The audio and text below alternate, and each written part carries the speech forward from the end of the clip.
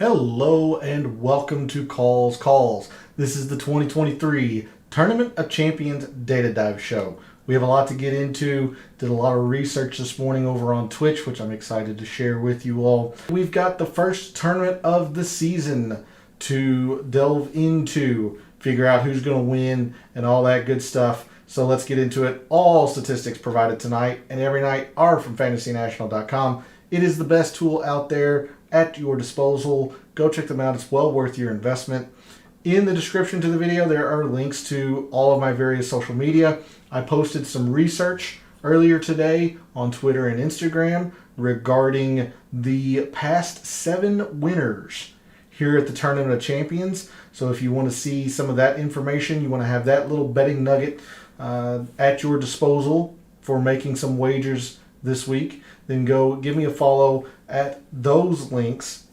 And if you want to see where I draw those conclusions, give me a follow over at Twitch. I was there this morning. I plan to be there tomorrow morning doing some more research around specifically Kapalua. Today was more about the players. Tomorrow probably more about the course. But if you want to see the in-depth research that I do, also when baseball season rolls around, I'll be doing a lot of baseball content over there as well, and even some side content, playing some games, listening to music, all that stuff. So if you want to be part of that, give me a follow over at Twitch. But speaking to the research that I did and posted it to Twitter, be curious to hear from you all. As I mentioned, that chat is open. We're live.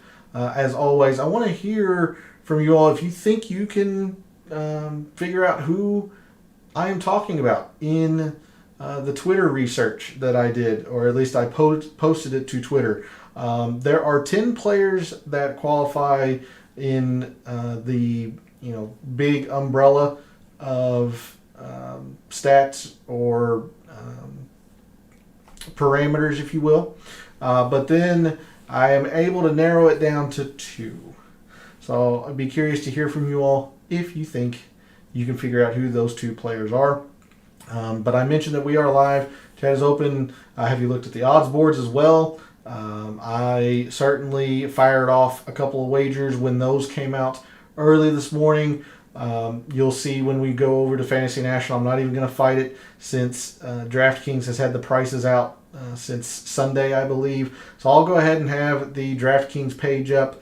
Probably won't do too much in regards to pricing. I like to do that on Wednesday solely. But if you have any questions, feel free to throw them in chat. I'll give you, off the top of my head. But tonight we're going to do a lot of the research into the data. So let's do it. Let's dig into the weeds of the data for the 2023 Tournament of Champions. And we're going to start over at Fantasy National. Looked at Windfinder, nothing's changed. So we're going to go straight on in to Fantasy National here, do a little bit of review, and then I have a lot of information that I'm eager to share with you all. So last night we looked at a lot of things in totality. So let's do a little bit of review in that sense. First thing we looked at, the course is long. It won't play nearly as long as the yardage says, but it is still close to 7,600 yards. So the top performers in 2022 on long courses, those players were Scotty Scheffler, Jon Rahm, Will Zalatoris, Sung Jae, Ryan Brim, Colin Morikawa, Chad Ramey, Corey Connors, Matt Fitzpatrick, and J.J. Spawn. Remember, Rory McIlroy is not here. So we have 39 players this week. So that is your top performers on long courses. We'll take a quick look at some wind. I'll do moderate and windy. Right now it's looking to be more moderate. But with it being rainy season in Hawaii, things change very quickly. And we'll definitely take a good look at Windfinder Wednesday evening for the DFS Tactics show. But as of right now, the forecast had not changed from last night. So your top performers in the wind in 2022, Justin Thomas, Sung Jae, Will Zalatoris, Tony Finau, Keegan, Jon Rahm, Xander, Cam Young, Matt Fitzpatrick, and Max Homa. And then the major filter that we are going to be looking at tonight and throughout the week is scoring easy relative to par. The Tournament of Champions has historically been easy. There's only been 1 year where there was more than one round that was average. That was in 2020. And it was 3 rounds of average and an easy. And you see that it got firm. So with the lack of rain, it very well could be more of an average scoring than easy. But I don't think you can take that chance. I don't think you can take that chance this week. Yes, even though they have had a dry year. Again, I think if you're putting all of your eggs into that basket into that Q&A, I think that's a mistake. I would certainly make a note of it, but I would not put a major emphasis on it and change the fact that this course has always been easy, all of that kind of line of thinking for that one note. So, your top performers in rounds that were easy in 2022. They were Tom Kim, Patrick Cantlay, Seamus Power, Jon Rahm, Hideki, Tom Hoge, Justin Thomas, Tony Finau, Russell Henley, and JJ Spawn. The last little bit of review that I'm going to do, I'm going to look at some Bermuda putting. And I'm not going to include fast and lightning. I meant to click average. So let's look at Velcro and average speed greens, Bermuda greens. Again, these greens have traditionally been Velcro. There was one round where it was average speed in 2021. They've always been slow. And that's generally due to the amount of wind that they have at Kapalua. But if the course is firm and fast, I could potentially see the greens being average speed. So your best Velcro and average speed Bermuda green putters, again, Bermuda, Velcro, and average are all the filters I have here. Your top putters from 2022, Brian Harman, Billy Horschel, Sepp Straka, Adam Svensson, Aaron Wise, JT Poston, Jon Rahm, Max Homa, Tony Finau, and Sahith Theegala. If you are uncomfortable doing any kind of speed filter, then you'll definitely want to look at Bermuda putting. And your top Bermuda putters overall, Sam Burns, Sepp Straka, Mackenzie Hughes, Billy Horschel, Tony Finau, Brian Harman, Aaron Wise, Matt Fitzpatrick, Seamus Power, and Hideki. So Sepp Straka, very good on Bermuda, even when it is Velcro and average.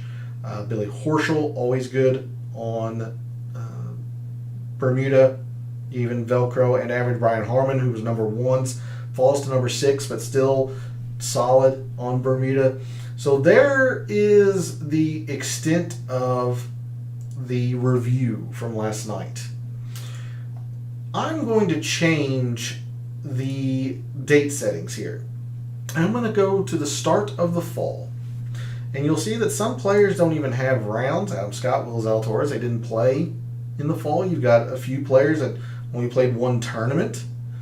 Why am I going to the fall sample size? Well, again, if you watched earlier today over at Twitch, or if you follow me over on Twitter and Instagram, you'll know that I was able to narrow down a pattern of the past 7 winners that revolved, one of the criteria revolved around their performance in the fall. So, let's take a look at some of the same things since the fall and see if things have changed. So, first thing I want to do is going to be a very, very small sample size, but when a round has been easy, who's played the best? Those players are Russell Henley, Brian Harman, Tom Kim, Seamus Power, Sahith Theegala, Patrick Cantlay, Keegan, Tom Hoge, Jon Rahm, and Scotty Scheffler. So, a little bit of a change here among the top 10. Brian Harman's still playing easy courses well. Seamus Power, always going to play easy courses well. Seth Theegala makes a big rise from the RSM. The RSM was really easy this year. Let's see. Cantley only 3 rounds. Keegan Tom Hoagie, interesting name as well. The Shriners, he missed the cut at the RSM, so that's why he only has 1 round. But okay, fair enough.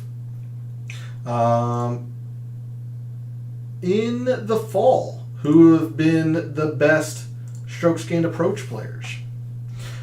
They have been Tom Hoagie, Tom Kim, Billy Horschel, K.H. Lee, Tony Finau, Brian Harman, Cameron Young, Colin Morikawa, Trey Mullinax, Max Homa, and Corey Connors. So there's your top 10 strokes gained approach players from the fall. I think Bermuda is going to be way too small of a sample size.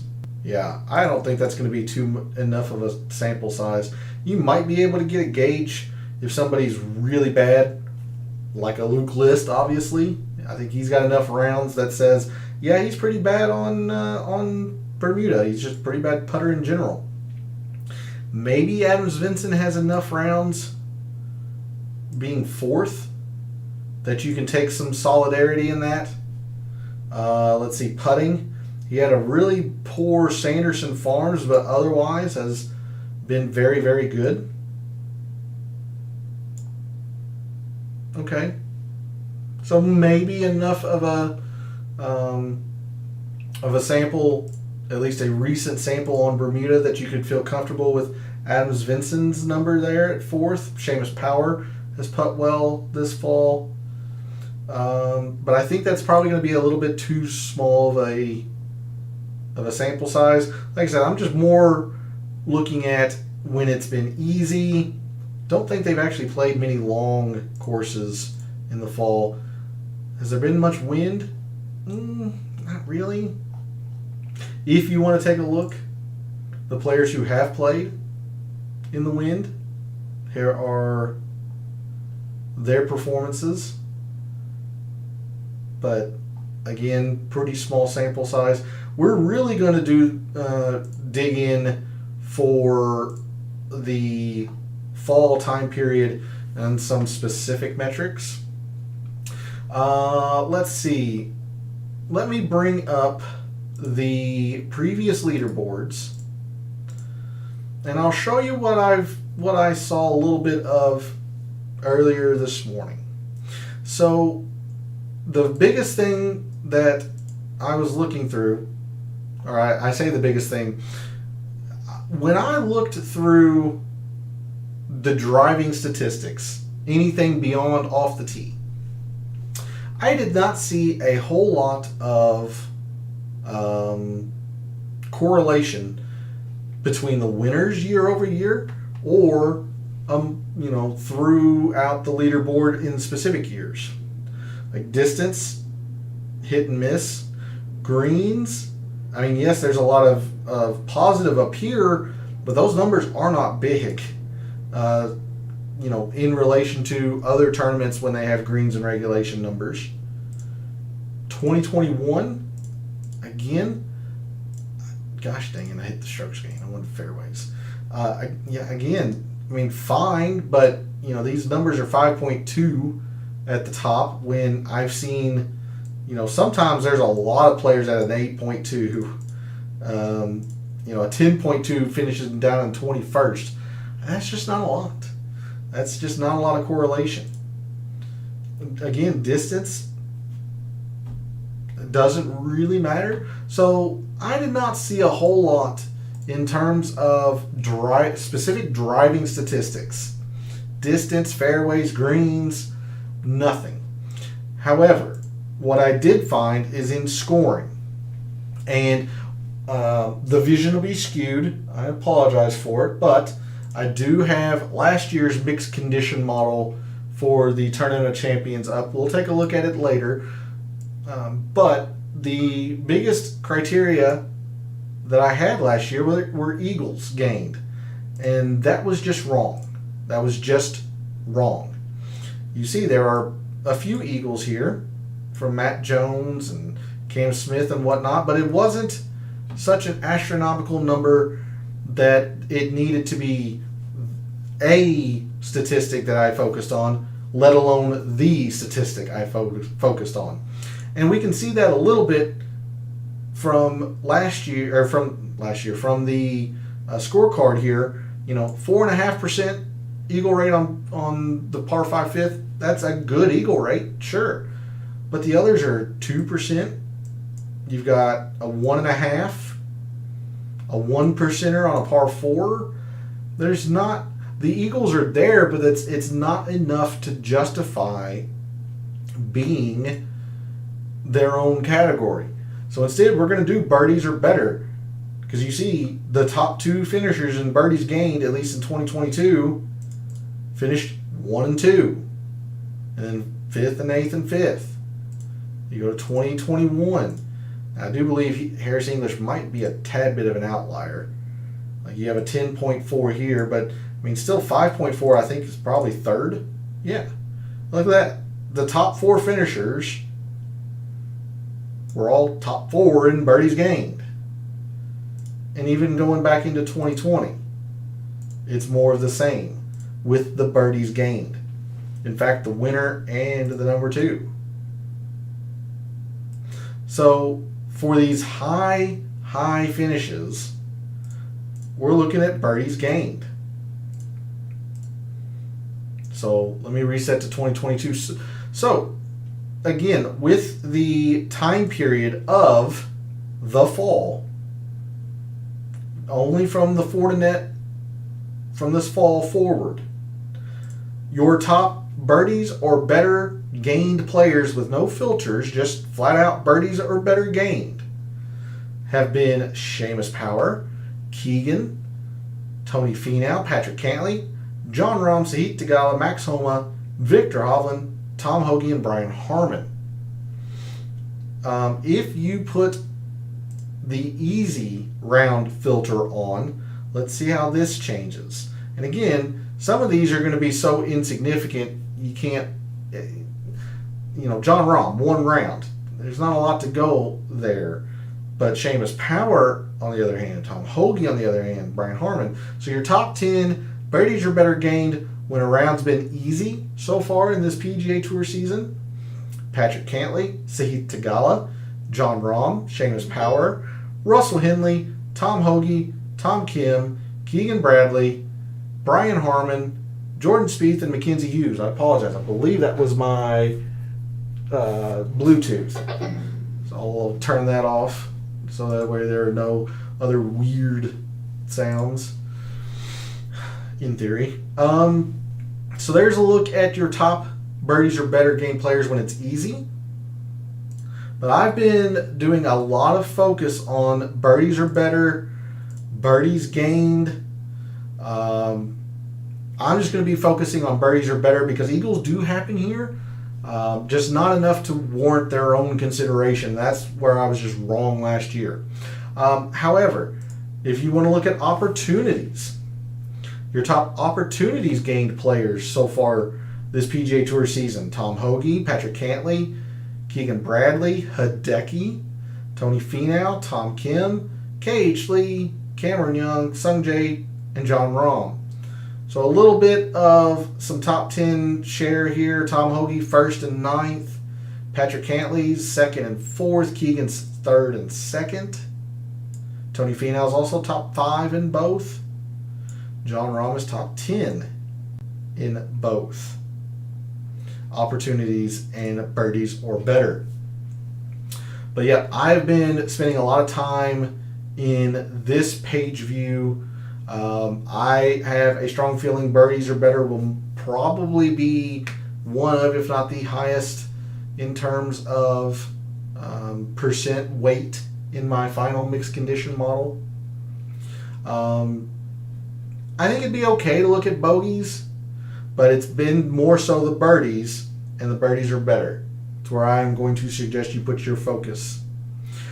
We move to proximity. Going to be honest with you, I did not do much in terms of proximity because a lot of the fall events are international.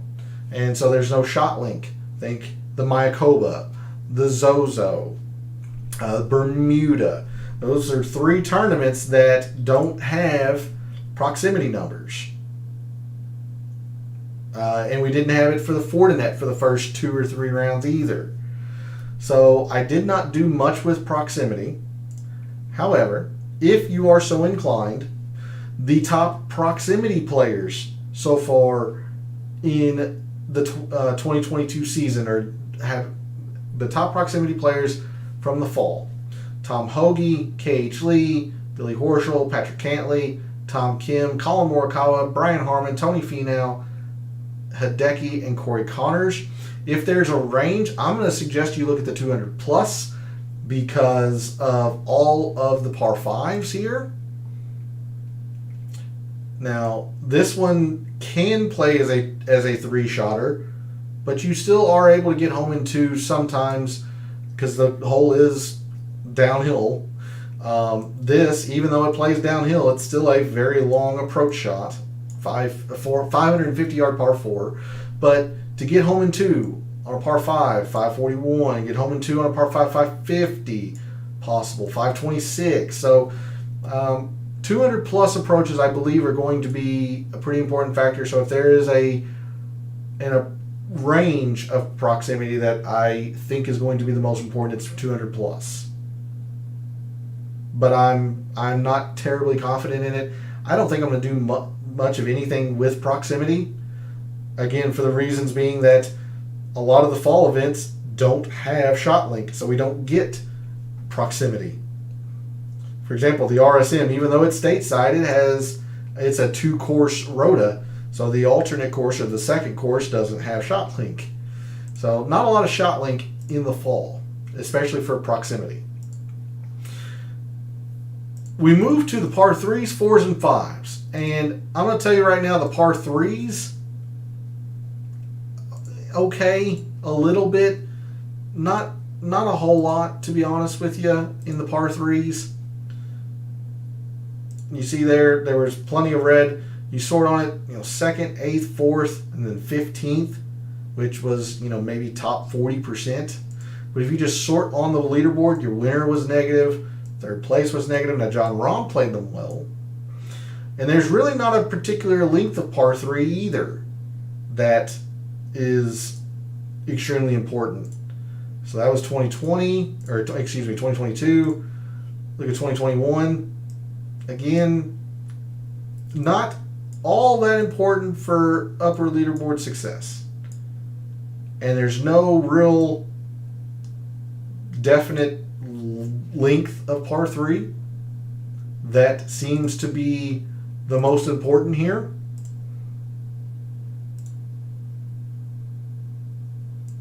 Justin Thomas and Patrick Reed played them well. They were the top 2. Kind of like the birdies. Birdies are better. Or birdies gained, I guess. So, if I do much with the par 3s, I shouldn't say if. The par 3 focus I'm going to have is in strokes gained total. There is no real length to focus.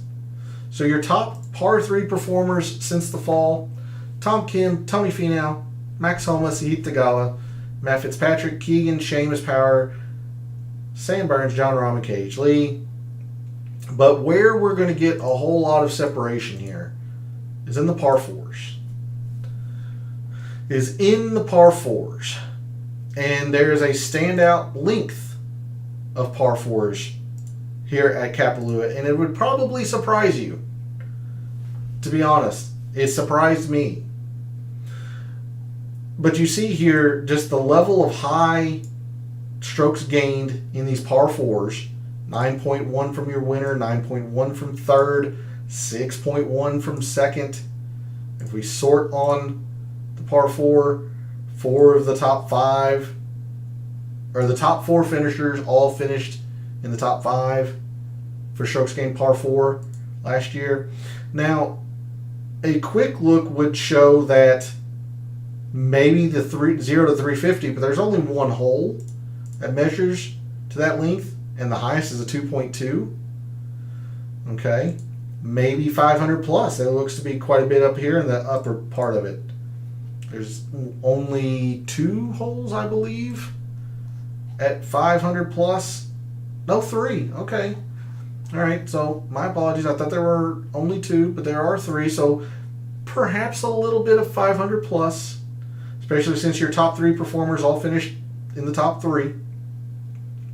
But the range that I've consistently seen, and the highest number here was a 4.8. The range that I've consistently seen is actually 350 to 4. Your winner led in the category last year. There wasn't a whole lot of correlation right under him, to be fair. But your leader did lead in that category. And this was a pretty good indicator year over year of who is going to play well at the tournament. So you have a 4.8 and a 3.4 here from last year. If we look at 2021, par 4s, Harris English did not play them well, but his best range, 350 to 4. He didn't lead the category. He just didn't play the par 4s well at all. But you have a 4.7 from Joaquin Niemann, 5.7s here.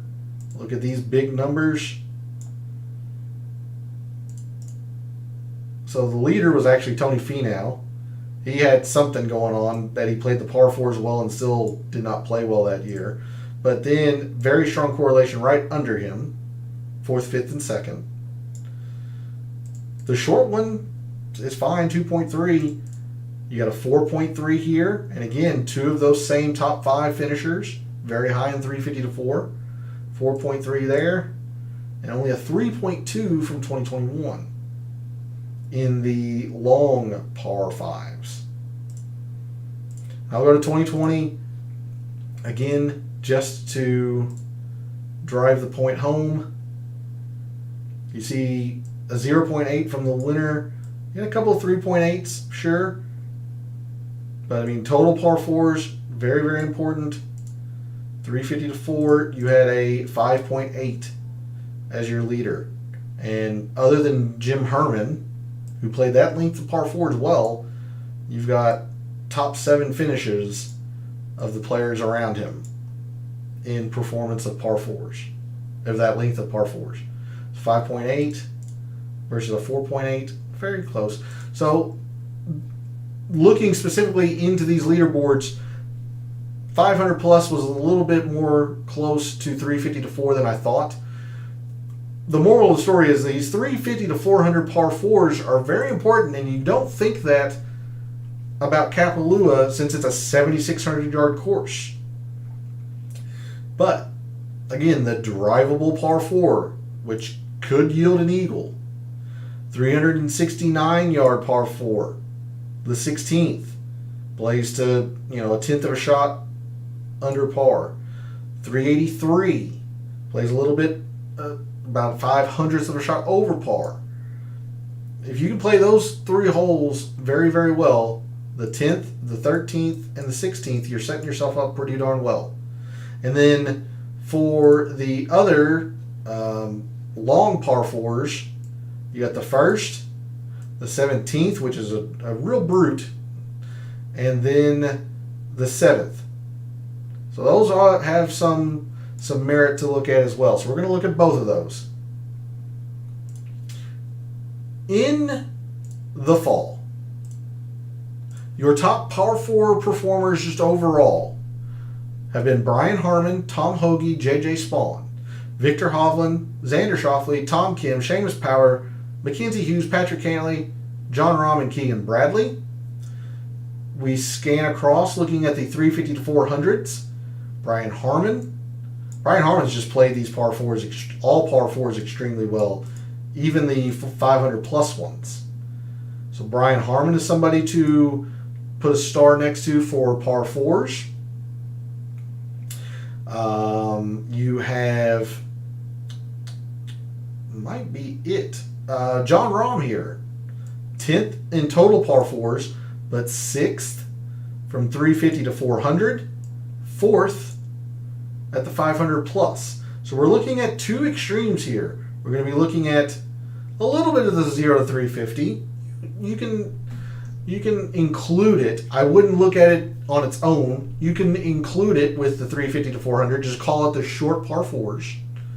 So somebody like Mackenzie Hughes should stand out if you're looking at short par 4s. Seamus Power, short par 4s. You want to look at these two, particularly this one, and then the long par 4. So somebody like Tom Hoge, who's number 2 in total par 4 performance, he's playing the short ones fine, but he's been very bad at the 500 plus, and there are not a lot of par 5s of these lengths here at Kapalua, where he's generally been successful, the 450 to 500s. There's none at that length here at Kapalua. Now one hole might move into there on a day, moving tees and pins and whatnot, but on the scorecard there are none from 450 to 5. That's why I am having a debate with myself early on in this week whether I want to look at all par 4s or just separate out the two specific lengths. I'm having a debate, so put it in chat or put it in the comments. What do you think? What are you going to be doing in regards to par 4s? Are you going to be looking at total, or are you going to be separating out the particular lengths? And then lastly, par 5s, a little bit interesting. For only being one hole, the long par 5 18th actually does generate some fairly high numbers for strokes gained. 3.4 from Xander last year. But there are two par 5s that measure to this length, one here and one here on the scorecard. So you got a 6.4 from Cameron Smith, and who led that category and was your winner, and you can see just a huge amount of correlation here. I mean, Seamus Power played that length of par 5 well, but the players around him, 1st, 5th, 2nd, and 3rd, that seems pretty strong correlation. And par 5s were important, 6.2. I mean, look here. The top 3 performers in par 5s finished 1st, 2nd, and 3rd. It's pretty strong correlation there. 2021, now Neiman didn't play them well, but the players around him did. You got a 7.8 from Sergio, but 1st, 3rd, 4th, 5th, and 1st right after Sergio. Again, a 5.8 from 500 to 550. The long par 5 did produce another 3+ strokes gained, even though there's only one hole that measures to here on the scorecard. So par 5s are definitely going to be a factor. Absolutely. I'm going to put most of my attention into these 500 to 550s. Only a 2.3 there. You had a 3.2 here. This is when they shortened it a little bit because they had all that weather in 2020. 2020 was just kind of a weird year. They had all that weather. That was the year it was firm. All that kind of stuff. But we move to the par 5s for this field. Again, in the fall, your top par 5 performers have been Hideki, Sungjae, Colin Morikawa, Keegan Bradley, Sahith Theegala, Tony Finau, JT, Matt Fitzpatrick, Victor Hovland, and Brian Harman. And if you're looking at 500 to 550, because we're not going to look at 650 plus, there hasn't been one yet this season. So just looking at 500 to 550 would be Sungjae, number 1 there. You've got Keegan Bradley, 9th. Tony Finau's 5th. Russell Henley 7th and 12th in total par 5s. Honorable mention to Patrick Cantlay, 4th The specific length, 15th in total. So, okay. If we sort just on the 500 to 550, there you go. See that on your screen. Sung Jae, Trey Molinak, Seamus Power, Patrick Cantlay, Tony Finau, Tom Hoagie, Russell Henley, Adams Vinson, Keegan Bradley, and Max Homa. But the last thing I want to do, I want to look at some putting. I mentioned this last night. We looked at it in the course breakdown. We'll do it again very quickly. Course breakdown. Look at the percentage of birdie putts from 0 to 5 feet. 49%. The average of tour is 42.5. I know it's getting cut off down here at the bottom. Every other bar is below tour average. Every other bar is below tour average. This one is quite a bit above. And there are, where is it? There it is. A significant amount of 3 putts here. So let's take a look at some putting. I'm going to close that out before I confuse myself. So let's put on Bermuda. I'm not going to do any speed filters, but I do want to set this for Bermuda. Because of the lack of rounds, I am going to include the entire year on this. So specifically just with this putting, I'm looking at the entire year, not just the fall. Your best 3 putt avoiders on Bermuda greens in 2022. Keegan Bradley, Sam Burns, Justin Thomas, Brian Harman, Hideki, Russell Henley, Matt Fitzpatrick, Seamus Power, Sung Jae, and Scotty Scheffler. So notice, Justin Thomas here, always a contender at Kapalua. I almost said Eastlake, which is also a true statement, but always a contender at Kapalua. He does not 3-putt. Brian Harman, he's played here once in the past 5 years. He finished 3rd. He does not 3-putt. Hideki, for all of his putting woes, does not 3-putt. Not here, at least. So, good stuff there in knowing who are good lag putters. Who are good lag putters? You have to avoid 3-putts here. And then we saw the amount of birdie putts from 0 to 5 feet. So your best short range putters: Matt Fitzpatrick, Aaron Wise, Patrick Cantlay, Xander Schauffele, Brian Harman, Sam Burns, Hideki, Mackenzie Hughes, Adam Scott, and Billy Horschel. So if you want to combine the two, the 0 to 5 feet and the 3-putt avoiders, surprisingly, Hideki is one of them, on Bermuda greens at least. Sam Burns, probably no surprise, he loves Bermuda. I mean, all of his numbers on Bermuda are great. He's the #1 putter on Bermuda, period, so makes sense. Brian Harman, top 5 in both short and 3-putt avoidance. Honorable mention to Keegan Bradley, 11th from 0 to 5 feet, #1 3-putt avoidance. Honorable mention Seamus Power, 13th and 8th.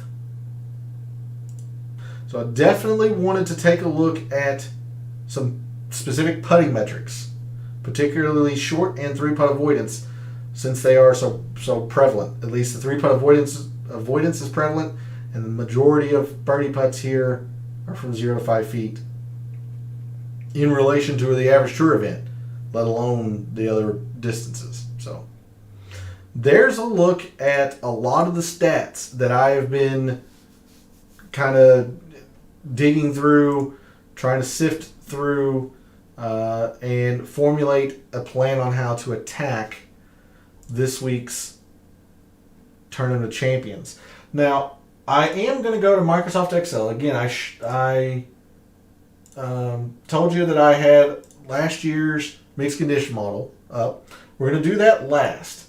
I did end up putting together the strokes gained total breakout together for you all. So these are the players, again, in the past 5 years who have played the Tournament of Champions. So some of these guys, like Brian Harman, he's only played it once. He did finish 3rd. But, I'm going to mainly be focusing, and I'm going to filter them out as we go through this. I'm mainly going to be focusing on guys who have played here often to see what they have been good at. So the guys who've played it 3, 4, 5 times in the past 5 years: John Rahm, Morikawa, Justin Thomas, Xander, Patrick Cantlay. All of these guys are still averaging a top 10. Now Hideki is averaging a 19th. Billy Horschel's averaging a 21st. But they have still played here so often. I do want to see what they're doing. So, off the tee, specifically here at Kapalua, important. Pretty obvious by the heavy shade of green here. All of these players are positive and off the tee. Approach, all of them are positive, except for Billy Horschel, who's struggled here. Around the green, they're all positive, just not nearly the high numbers. And then putting is kind of hit and miss. Like Colin Morikawa, he's only a 10th under, but still negative a 10th. Distance, again, I just don't see much in terms of anything driving related mattering. Like fairways doesn't matter. It just does not matter. Good drives, and these greens are so large that I think more importantly is going to be the putting, like we talked about. Maybe not even proximity. Looked at eagles and birdies and stuff. Look at the amount of birdies gained from the players who have played here often versus the bogeys. This is why you can look at bogeys avoided. It's fine, but put your emphasis on birdies, particularly the players that have been playing well here. Eagles, again, they're okay. That's why I'm going to be doing birdies or better. But like last year when I showed you that I put so much emphasis on the Eagles game, that was just wrong. That was just wrong on my end. Moving to par 3s and 4s and 5s. Hey, James, thanks for jumping in chat. Glad you are liking what you are seeing, or at least getting, taking some good information from them. From what you are seeing, that is always my goal, is to provide you the information, give you my analysis, and I'll be comfortable telling you when I'm wrong. But glad you are able to join and you're picking something out here. Par 3s, again, the highest is a 1.7 versus here the par 4s, 3.4, so double the importance. And then the par 5s, which is just off the screen, damn. The highest over here is a 3.4. So the par 4s and the par 5s double the importance of the par 3s. I'll have probably strokes gained par 3s in totality in the mixed condition model, but it won't be a lot of percentages. There's not a lot there. If there is one, it's this 175 to 200, but I don't feel confident about it. It being the most important range. Moving over to the par 4s, you can see the 0 to 350, the drivable one, actually producing some pretty high numbers. I still think it's a 0 to 350. But, I said 0 to 3. I still think it's the 350 to 4, excuse me. I still think it's the 350 to 400, but look at the numbers over here at the 500 plus as well. So here's an average of 0.7. This is an average of 0.7. So they're right neck and neck with each other of the guys who have played here often, especially the guys who have played well here. So the guys who have averaged a top 10, that's a 0.8. This is a 0.6. So maybe a slight edge to 350 to 400, but I think both of these ranges are going to be very important. And then par 5s,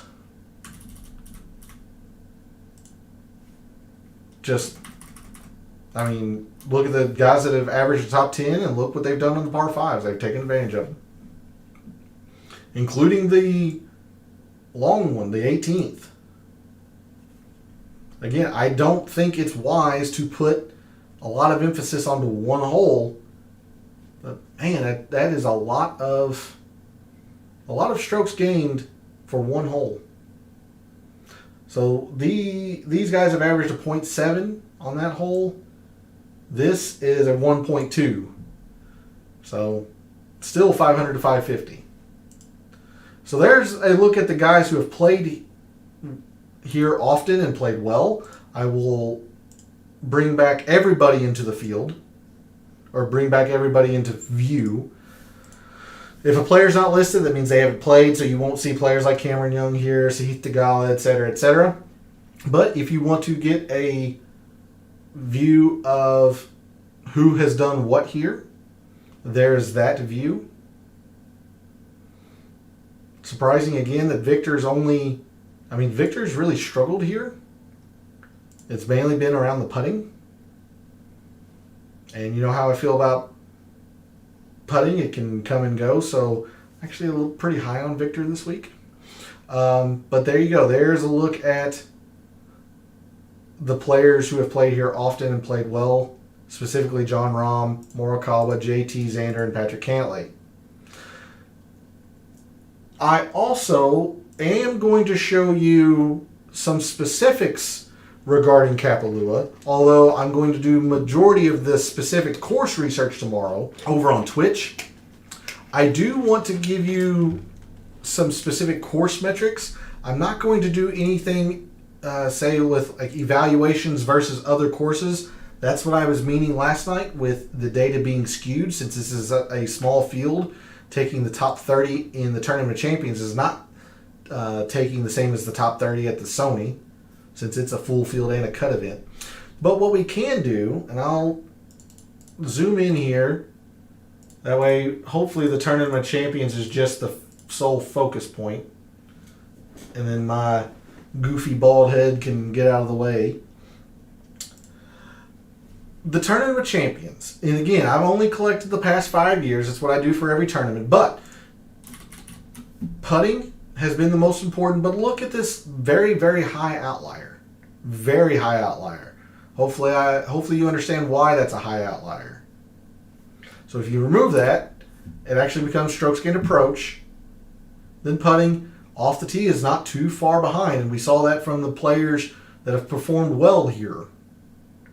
That specifically off the tee here at Kapalua is a big deal. Now, this is a high outlier, but that's a low one, so they kind of balance out. So, strokes gained approach, putting's still going to be important, especially if you're going to win the tournament. But off the tee is something, just off the tee in general. No distance or good drives or greens, anything like that. It's just off the tee.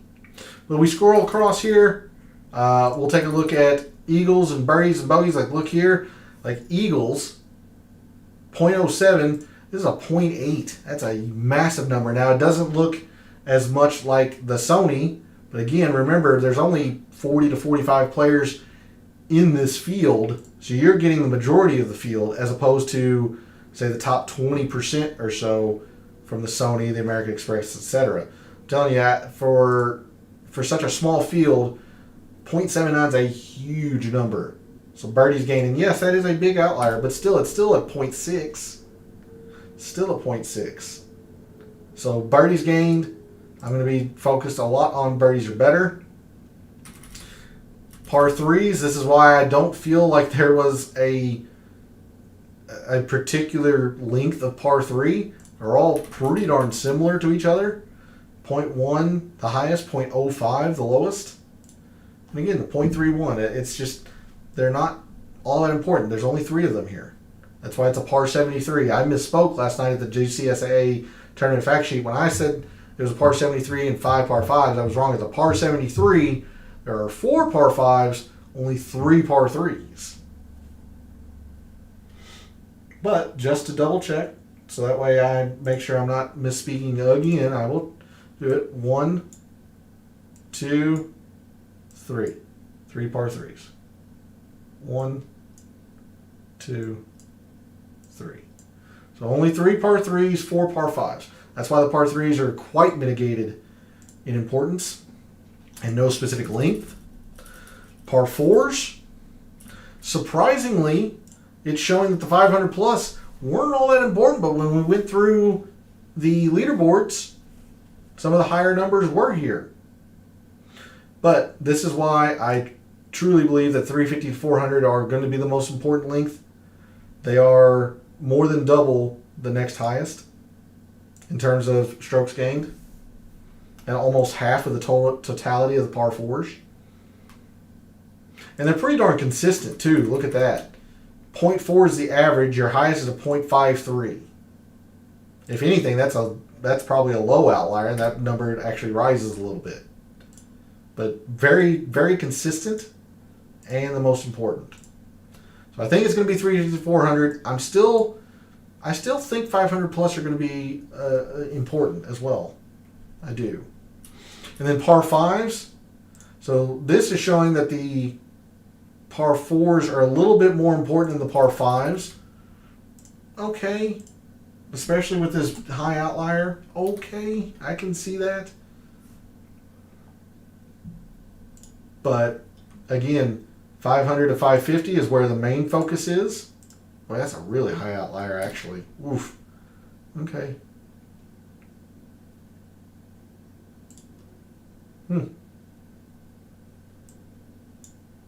Interesting. That's a very, very high outlier. So if I remove both of these, what do those numbers look like compared to, say, the par threes? You got a 0.55.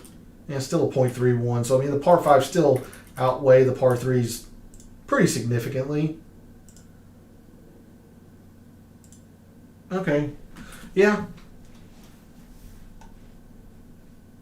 And again, I don't know how I feel about putting a whole lot of emphasis onto one hole. But those are some big numbers for one hole. But the par fives, I'm going to put a majority of my focus on 500, 550. Not much to do with procs. Again, if there is a procs, I think it's the 200 plus to attack the par fives and the long par fours here. But I don't think I'm going to do much with proximity. And then finally, in terms of putting, this is showing the 5 to 10. I'm thinking it's 0 to 5 because look at this pretty low outlier here. Puts it up to 0.1. But that is some of the specifics around Kapalua. So again, just a little bit of re-emphasis. I'm going to be looking at strokes gained approach off the tee as well. Nothing to do with driving. I'll be going and looking at birdies or better a whole lot. Birdies or better. Par fours, 350 to 4, maybe some 500 plus, and then 500 to 550 par fives. I'm going to end off the show tonight showing you my mixed condition model from last year. I'll zoom in a little bit for you all. 20% in eagles gained. Again, I've mentioned it a couple times tonight. This is just wrong. And you see the data. Now you see the data behind it. It's just wrong. Birdies are better. Absolutely. I don't think eagles should be ignored, but to separate them out and make them their own point of emphasis was wrong, and to make it the point of emphasis was completely wrong. It was an utter disaster, and that's why, I had Harris English up here and Bryson and KH Lee, and that's why my Century Tournament of Champions was an utter disaster last year. So definitely 20% that I'm getting back now. This 20% might go straight into birdies or better, and just, that just changes. That very well could be. But as of right now, that's 20% I'm getting back. Par threes, I think, is too heavy. At 15%, I think that's too heavy. That needs to be 5%, 10% at most. So, there's my top two categories were just off. I'm not doing anything with strokes gained total, but if you take a look, if we sort on the actual leaderboard, that would be column A, smallest to largest. If we sort like the strokes gained easy to par, okay, well, it was fairly strong. Matt Jones didn't play easy courses well, but had a very good week. Colin Morikawa, good week. But, I would say that's fairly successful and fairly strong. 11th and 12th even still is fine. Strokes gained approach, Other than Matt Jones, that was a very strong category, so that needs to be upped quite a bit. Around the green didn't work, it looked like. So that's another 10%. So there's 10, 20, 40% alone I'm getting back. This will be reduced, but I don't want to say if it's, 5 or 10% I'm getting back. So I'll just leave it at 15 for now, knowing that I'm going to reduce that. But there's 40% that I'm getting back. Absolutely. There's 45% I'm getting back with the strokes gained total in no-cut events. I think the logic behind it is fine, but I'm not going to put any strokes gained total in there. So that was actually a pretty strong category as well. Par 5's going to up that clearly. You can see that guys were either very good or very bad, but it worked out. I had 400 to 450 par 4s. That was wrong. This was probably the fact that just the majority of par 4s fall into that range, and I know the vision skewed, sorry, but yeah. So I did that because the majority of the par 4s fell into that range without looking too much at the specifics of the data. So that one was wrong. This needs to change to 350 to 400. I did look at 500 to 550 par 5s. I did separate those out. So you can see last year's mixed condition model was not good, and I have a lot of room for improvement. So we're going to be trying to do that this year. Definitely going to be lowering this percentage in par 3s, going to up this percentage in strokes gained approach. The putting, it's hard to say because there's so few Velcro and average speed Bermuda greens specifically. Might have to just do putting on Bermuda. I mean, Cameron Smith was the #1 putter on Bermuda coming into the tournament, so that did work, but everybody else below him was pretty suspect at Bermuda putting, at least in relation to the field. Par 5s, that's fine. Separating that out, the par 5s is fine. So there's a look at last year's mixed condition model and how it went, as in poorly. Let's see, I want to sort this on column D. So that is the Data Dive show for you all. Hopefully you have grabbed some useful bits of information to aid in your research moving forward this week. I'll leave you off on this one. This is, again, a reminder that the players and their specific performance related to at Kapalua. So the strokes gained total broken out by their various statistics.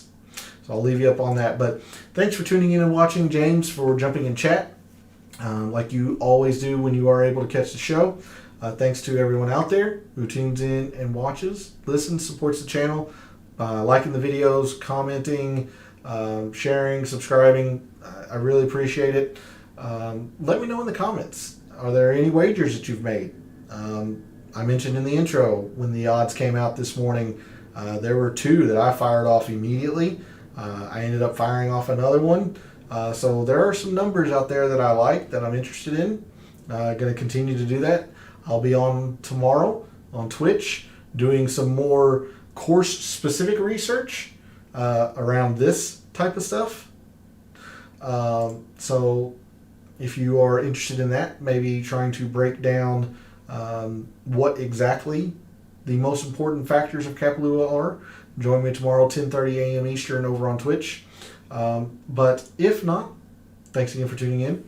For any wagers that you have made so far this week for the Tournament of Champions, for any wagers you're thinking about making this week for the Tournament of Champions, until I see you Wednesday night for the DFS Tactics show, may all your bets be profitable.